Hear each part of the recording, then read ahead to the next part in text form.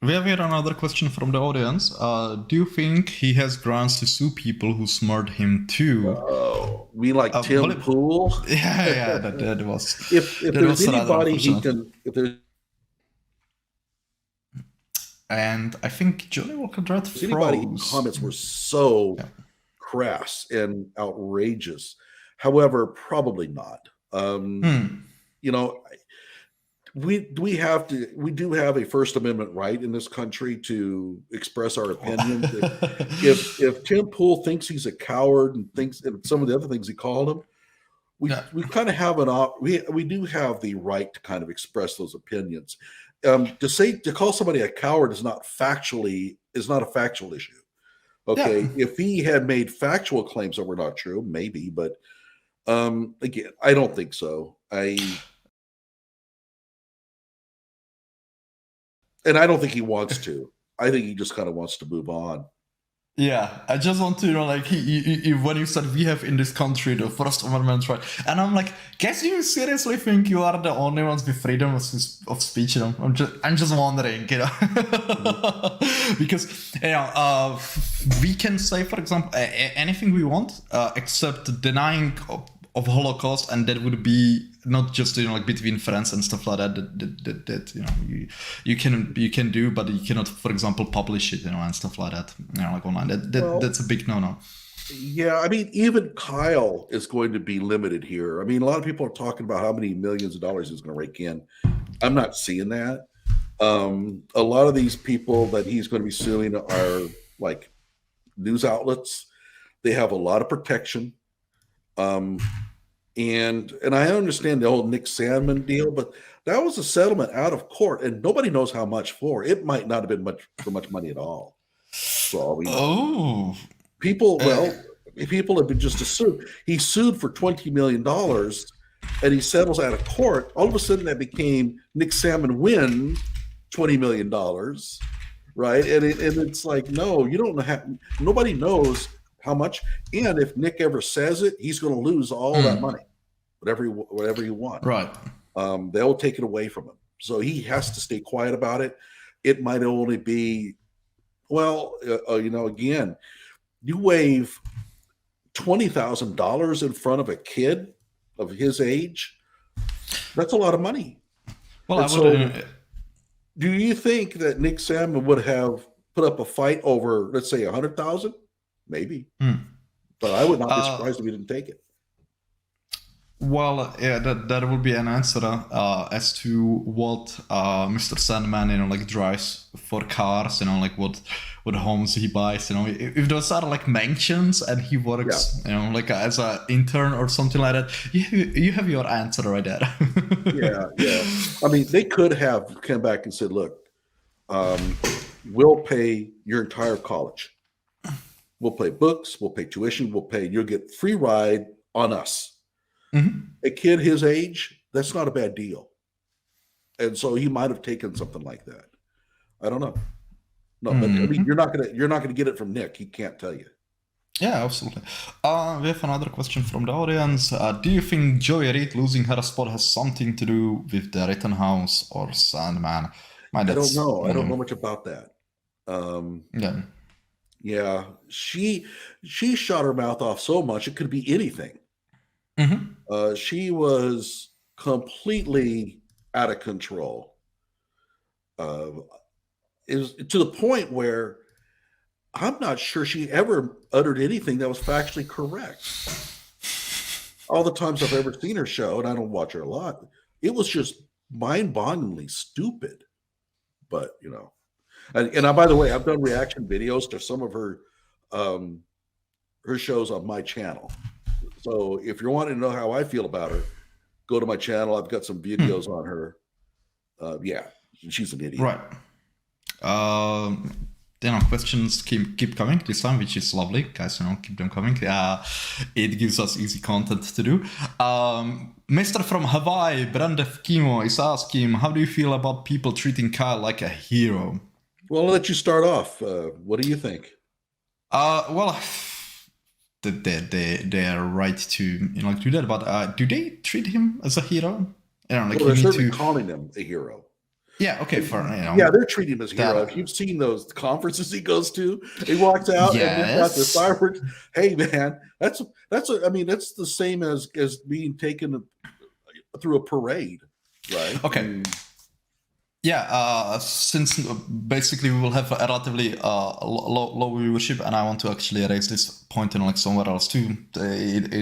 I can raise it right now too, because it will not get to the world probably. But why do you think? And this is like another fascinating point about the Kyle Rittenhouse saga, and that is, why do right wingers, conservatives celebrate Kyle? The left, the progressives and stuff like that. What the fuck, the labels you have, they think that conservatives celebrate Kyle only because he murdered 2 people and got away with it. It's like, and this is significant because it absolutely demonstrates 2 things, It absolutely demonstrates that, one, the people on the left don't understand the people on the right, and the people on the right don't want to explain themselves that much, like to the people on the left.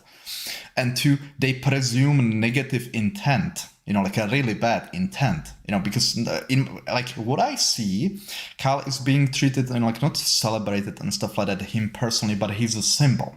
Because, the mainstream media and even politicians, everyone lied and they tried to destroy that kid's life. And they failed, like by the backing, like with the help from the people, like on the right, for example, like through donors, not only them, like through commentators and stuff like that. And basically, truth has prevailed. You know what I mean? And he's a symbol of that. That is why he is being celebrated and stuff like that. And as I said before, it demonstrates those 2 things very clearly, and which is actually deeper.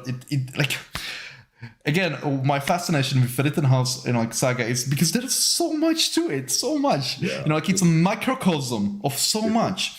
And yeah, exactly. you have literally showed here, right, with this, that when people say right-wingers celebrate Kyle because he murdered 2 people and got away with it, it celebrates the it demonstrates the not understanding between the 2 camps and the negative intent, like the presumption of negative intent, like on the other side. Mm-hmm. And just saying, that's very dangerous. Part of it also is that celebrating him as a hero is a way to twist the knife in the left. It's that like too. Just a big comeback, like, oh, like they hate him because he killed 2 protesters. So you're going to elevate up the hero status just to sort of just prod your opponents. And there's a lot of that going around. I do have a video titled Dumb Arguments, Kyle is the Hero. And the dumb argument I'm saying is he's not a hero. And I don't think that it suits his best interest to be called one. And I bring up the example of Horst Wessel, who was, one of the SS commanders back in the day. And, he was killed. Whether he was murdered or not is one thing. But according to the Nazis, he was murdered by a communist. And they had the Horst Wessel song. They had, and I saw that. I said, well, they're going to try to do this with Kyle. It's just not good. But they're going to try to elevate him up to Proud Boy symbol. You don't want that.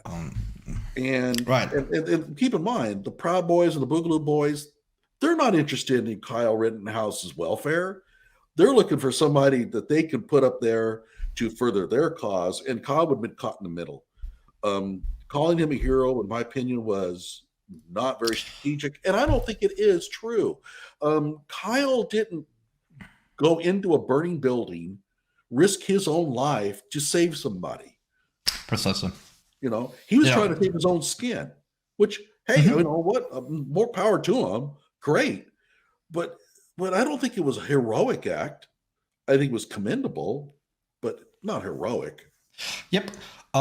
We talked about this already a few times, and we discovered there might be a limitation of English language, that you don't have a word that is a wee bit lower than a hero, you know what I mean? So that you cannot express it properly.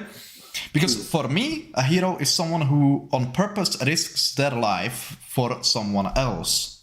And, the fact that Kyle, you can say, for example, he's a hero because he went there in the first place to protect his community. Okay, fine.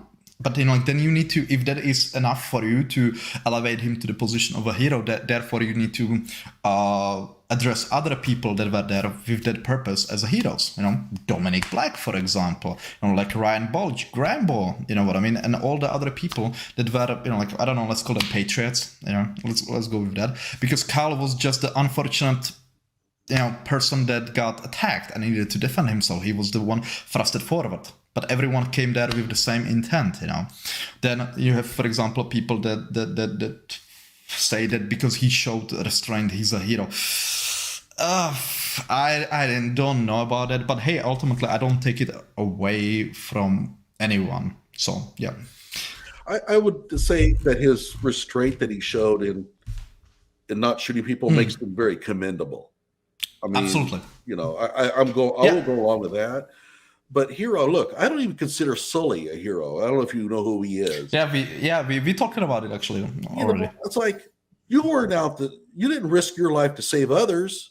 You're trying to save your own skin just as much as everybody else. And frankly, I can't stand him. Oh my God, I cannot believe a guy who self-promotes his hero image than that dude. And and it's like there's nothing worse than somebody who is a hero and just won't let you hear the end of it, right? And he has milked it for all it's worth.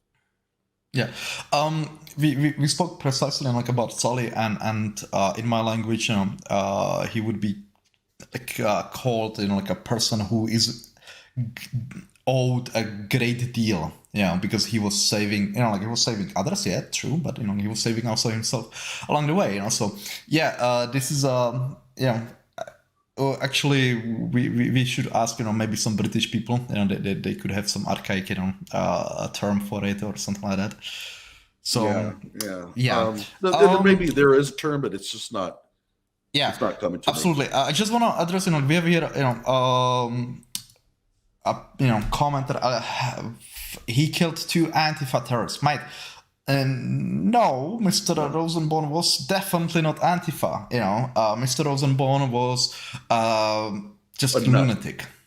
Yeah, he's a lunatic. And who was arsonist, who was just crazy, who was just violent psychopath. No, well, I don't know if the definition fits. Huber was a terrorist.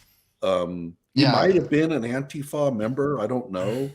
But terrorist, okay. People are called Kyle a terrorist. We have to be careful about the term. Terrorist is a person who carries out terrorist acts for the purpose of furthering an agenda, an ideology. I don't think Huber ever did anything like that. Yes. I mean, maybe he did. I'm not aware of it though. Yeah, I'm trying to be fair, because again, absolutely. If you're going to call Anthony Huber a terrorist, then you're opening up the possibility that Kyle could be called one as well, even though we all know that that's ridiculous. Yeah, and this this is the problem with labels, that certain words are thrown around way too easy. Be it terrorist, be it Nazi, that boils my blood, and when I hear it from US, just the regular cops being addressed as Nazis and stuff like that. Just Well, let me give you an example. The Las Vegas shooter, the guy who went up on top of the building and killed a whole bunch of people. Was he a terrorist? No. Most likely not. That was not a terrorist. Mass shooter, but not a terrorist, because a terrorist would have to leave some sort of message behind to show that, look, if you don't agree with what we're doing, more of these things are going to happen. He never did. We don't even know why he did it.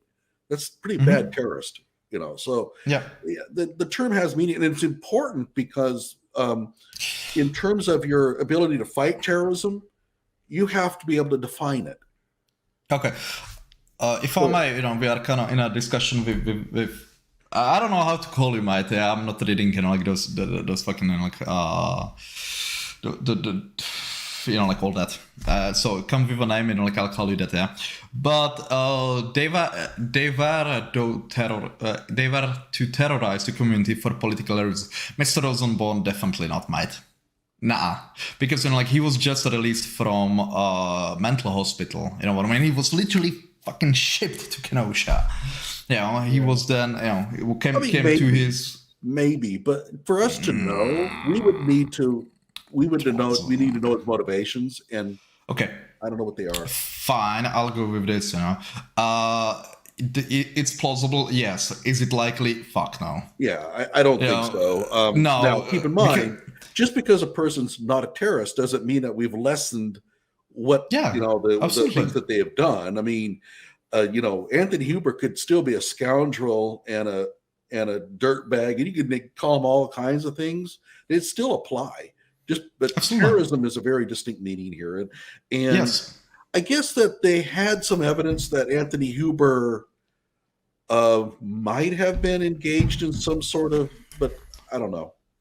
Look, with Anthony Huber and that is complicated because there is a plot. It's plausible. He was acting with a good intention. It's plausible. It doesn't, change anything about Kyle's right for self-defense, but you cannot rule it out. You know what I mean? The issue, I mostly had with Anthony Huber was like, hey, just treat him as an individual and leave it at that. But no, they needed to elevate him to the fucking sainthood. And it's like seriously, like this dude, you know what I mean? Like if you go through the shit that he did, and stuff like that, it's like, no, keep it balanced, guys. At least correct.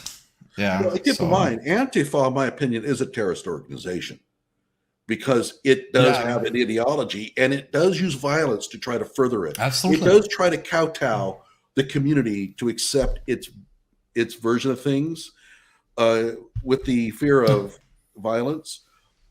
But to call a person a terrorist, that's going to require a little bit more evidence, in my opinion. But yeah,